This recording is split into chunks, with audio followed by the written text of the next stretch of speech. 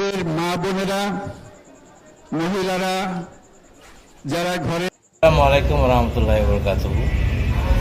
Doctor Mahmud Yunus স্যারকে অসংখ্য ধন্যবাদ, বিগ রেসপেক্ট।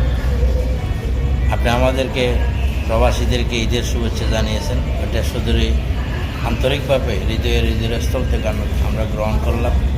আমাদের আমি একজন মালয়েশিয়ান প্রবাসী, সকল মালয়েশিয়ার প্রবাসীর পক্ষ থেকে আপনাকেও ঈদের শুভেচ্ছা রইল, শুভকামনা রইল, এবং আপনার হায়াত, আমার মাথার যত চুল আছে তার চেয়ে বেশি হায়াত আল্লাহ আপনাকে দান করুন। তো আমার বাংলাদেশের জনগণের প্রতি, আমার বাংলাদেশ সরকারের প্রতি, আমার বাংলাদেশের আইনশৃঙ্খলা বাহিনীর প্রতি, আমার বাংলাদেশের সেনাবাহিনীর প্রতি, সকল বাহিনীর প্রতি, সকল ডিপার্টমেন্টের প্রতি আমার বিনীত অনুরোধ থাকবে, আপনারা দয়া করে, মেহরবানি করে, যিনি বিগত 10-15 দিন আগে র্যাবের হাতে ধরা পড়ছে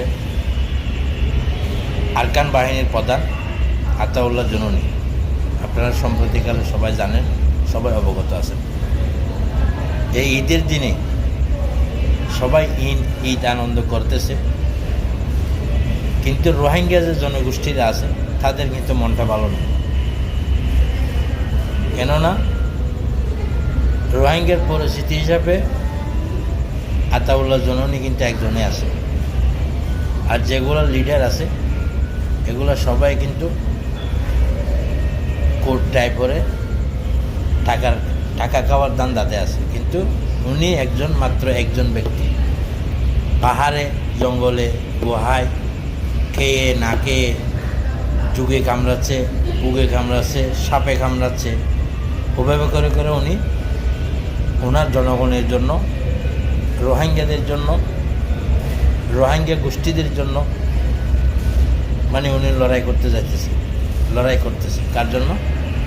রোহিঙ্গা জনগোষ্ঠীদের জন্য, রোহিঙ্গাদের অধিকারের জন্য। কারণ অন্য যারা লিডার আছে, রোহিঙ্গাদের লিডার, এরা কিন্তু সবাই কিন্তু টাকা খাওয়ার লিডার, ইনি একমাত্র ব্যক্তি। আরকান বাহিনীর একটা চক্রান্ত আপনাদের বুঝতে হবে। আরকান বাহিনীর একটা চক্রান্ত আরকান ডিপার্টমেন্ট নিয়ে, এবং আমাদের বান্দরবান 3 পার্বত্য জেলা নিয়ে একটা দেশ করার কি তাদের পরিকল্পনা আছে।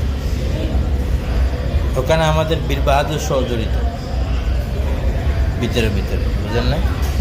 তো অতি শীঘ্রই আতাউল্লাহ জুনুনিকে ছেড়ে দেওয়া হোক।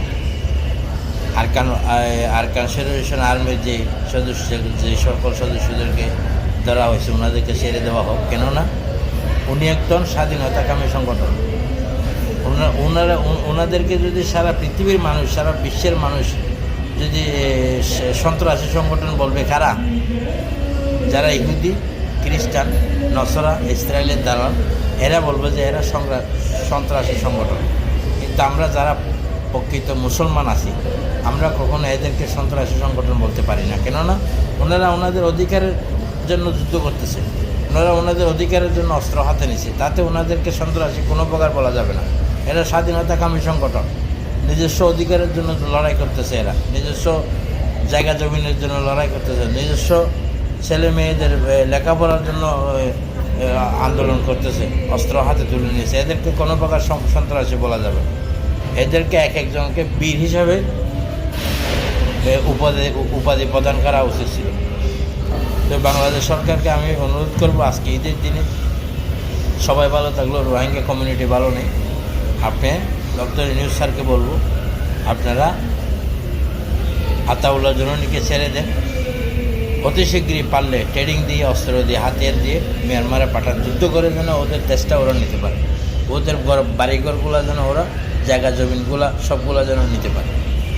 তো এই আবেদন করব আমি বাংলাদেশ সরকারের প্রতি, এবং প্রধান উপদেষ্টা ডক্টর ইউনূসের প্রতি, আইন উপদেষ্টা আসিফ নজরুলের প্রতি, সকল উপদেষ্টাদেরকে দৃষ্টি আকর্ষণ করব। আপনারা জিনিসটা মানে বসে কথাবার্তা করে ওনাকে ছেড়ে দেন।